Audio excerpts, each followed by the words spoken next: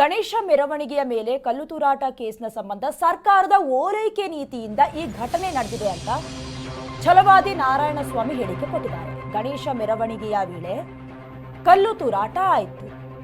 ಇದಕ್ಕೆ ಕಾರಣ ಸರ್ಕಾರದ ಓಲೈಕೆಯ ನೀತಿ, ಹೀಗಾಗಿ ಈ ಘಟನೆ ನಡೆದಿರೋದು ಅಂತ ಬೆಂಗಳೂರಿನಲ್ಲಿ ಛಲವಾದಿ ನಾರಾಯಣಸ್ವಾಮಿ ಹೇಳಿಕೆ ಕೊಟ್ಟಿದ್ದಾರೆ. ಕಾಂಗ್ರೆಸ್ನ ಕೆಲವೊಂದಷ್ಟು ಓಲೈಕೆ ಏನಿದೆ, ಈ ರಾಜಕೀಯ ಏನಿದೆ, ಎಲ್ಲವೂ ಇದಕ್ಕೆ ಕಾರಣ. ಹಿಂದೂ ವಿರೋಧಿಯಾಗಿ ಸರ್ಕಾರ ನಡ್ಕೊಳ್ತಾ ಇದೆ. ಇನ್ನು ಸರ್ಕಾರ ಒಂದೇ ಕಡೆ ವಾಲ್ಕೊಂಡಿರೋದು ಇಂತಹ ಘಟನೆಗಳಿಗೆ ದಾರಿ. ಹೀಗಾಗಿ ಮೆರವಣಿಗೆಯ ವೇಳೆ ಕಿಡಿಗೇಡಿಗಳು ಕಲ್ಲು ತೂರಿದ್ದಾರೆ ಅಂತ ಛಲವಾದಿ ನಾರಾಯಣಸ್ವಾಮಿ ಹೇಳಿಕೆಯನ್ನ ಕೊಟ್ಟಿದ್ದಾರೆ. ಸರ್ಕಾರದ ಓಲೈಕೆ ಅದು ಹೇಳಬೇಕು ಅಂತ ಹೇಳಿದ್ರೆ ಎಲ್ಲೋ ಒಂದು ಕಡೆ ನಮ್ಮ ಮೈಂಡ್ ಸೆಟ್ನಲ್ಲೂ ಕೂಡ ರಿಜಿಸ್ಟರ್ ಆಗಿರೋದು ಹಾಗೆ. ಕಾಂಗ್ರೆಸ್ ಸರ್ಕಾರ ಬಂತು ಅಂತ ಹೇಳಿದ್ರೆ ಮುಸ್ಲಿಂ ಸಮುದಾಯದ ಓಲೈಕೆ, ಬಿಜೆಪಿ ಸರ್ಕಾರ ಬಂದಿದೆ ಅಂತ ಹೇಳಿದ್ರೆ ಹಿಂದೂ ಪರವಾಗಿ ನಿಂತ್ಕೊಳ್ಳುತ್ತೆ ಅಂತ. ಅದರ ರೀತಿ ಸರ್ಕಾರವೂ ಕೂಡ ಎಲ್ಲೋ ಒಂದು ಕಡೆ ಓಲೈಕೆ ಮಾಡ್ತಾ ಇದೆಯಾ ಅಂತ. ಯಾಕಂದ್ರೆ ಕೆಲವೊಂದಷ್ಟು ಮೀಸಲಾತಿಯ ವಿಚಾರದಿಂದ ಹಿಡಿದು ಇಲ್ಲಿವರೆಗೂ ಬಂಧಿಸಲಾಗಿದೆ ಅಂತ ಹೇಳ್ತಾ ಇದ್ದಾರೆ, ಕಠಿಣ ಕ್ರಮವನ್ನು ತೆಗೆದುಕೊಂಡಿದ್ದಾರೆ ಅಂತ ಹೇಳ್ತಾ ಇದ್ರು ಕೂಡ ಕೆಲವೊಂದಷ್ಟು ಹಿಂದೂ ವಿರೋಧಿಯಾಗಿ ಸರ್ಕಾರ ನಡ್ಕೊಳ್ತಾ ಇದೆಯಾ, ಈ ಪ್ರಶ್ನೆ ಕೂಡ ಹುಟ್ಕೊಂಡಿದೆ. ಇನ್ನು ಇದೇ ವಿಚಾರದ ಸಂಬಂಧ ಮಾತನಾಡಿದ್ದಾರೆ ಛಲವಾದಿ ನಾರಾಯಣಸ್ವಾಮಿ. ನೋಡ್ಕೊಂಡು ಬರೋಣ.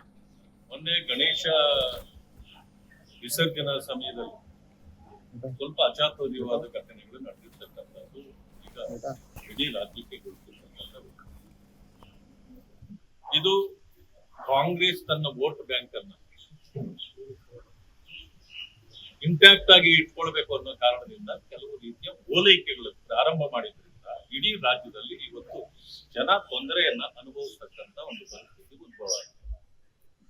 ಇದಕ್ಕೆ ನೇರ ಹೊಣೆ ಕಾಂಗ್ರೆಸ್ ಸರ್ಕಾರ. ಮುಖ್ಯಮಂತ್ರಿಗಳು ಯಾವ ರೀತಿ ನಡ್ಕೊಳ್ಬೇಕು, ಸರ್ವರನ್ನೂ ತೆಗೆದುಕೊಂಡು ಹೋಗುವಂತ ಕೆಲಸವನ್ನ ಅವ್ರು ಮಾಡ್ತಾ ಇದ್ದಾರೆ.